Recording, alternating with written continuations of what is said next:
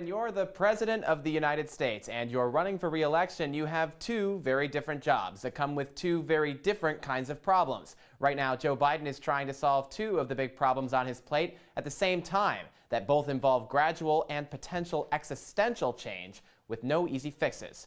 First, there's the campaign problem, as summed up by Politico this week, writing, quote, "Something weird is happening beneath the overall stability of the early 2024 polling, and it's either a sign of massive electoral realignment or that the polls were wrong again."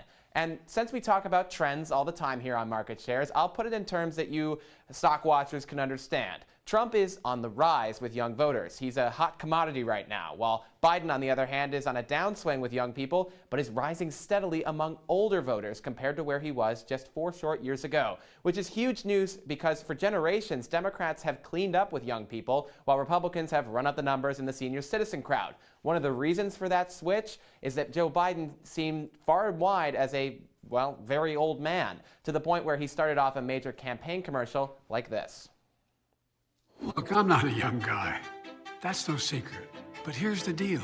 I understand how to get things done for the American people. I'm Joe Biden, and I approve this message. Can we do one more take? Look, I'm very young, energetic, and handsome. What the hell am I doing this for? So, since Biden can't exactly change his age, he's trying to address the major problems facing young people. And climate change is definitely one of them.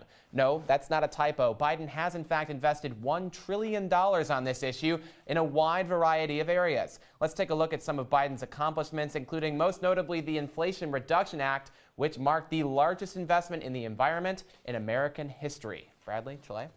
And Luke now joining us at the desk. Luke, young voters are probably more important than ever before in this upcoming election. But with all these moves on climate, it's supposedly an important issue to young voters. With all these moves on climate, though, why hasn't President Biden been able to move the needle on young voters? Yeah, it's a really interesting trend to watch. We would think that the climate change would be an important issue to young voters. It's going to be affecting them pretty soon down the line. But if you take a look at a Wall Street Journal poll of the issues that matter most to all voters, not just young voters, in this 2024 election, climate change is pretty far down on the list. Economy and inflation, the stuff we talk about here all the time, up at 35%, immigration at 25%, abortion and abortion rights at 10%, democracy in general at 6%, and climate change down to just 2%. And for an existential threat to our country and to our planet, you would expect it to be higher. So why isn't it higher? Well, it's because it's a very complicated issue that not a lot of people understand, including people that are supposed to be in the know about politics. I'm thinking of a clip of the ladies on The View on ABC. Let's take a look at what they had to say about climate change in light of the eclipse this week. We've got a solar eclipse. We've got the earthquake. She ran down the hallway. The rapture is here. The rapture's here. And then also I learned that the cicadas are coming. Cicadas. Although all those things together would maybe lead one to believe that, you know, either climate change exists or something is returning. Earthquakes are not at the mercy of climate change. It's underground. It can't. So as the voice of reason there, Joy Behar, was pointing out, eclipses, earthquakes have nothing to do with climate change, but it is a problem far and wide in the electorate that people don't understand what the problem is with climate change.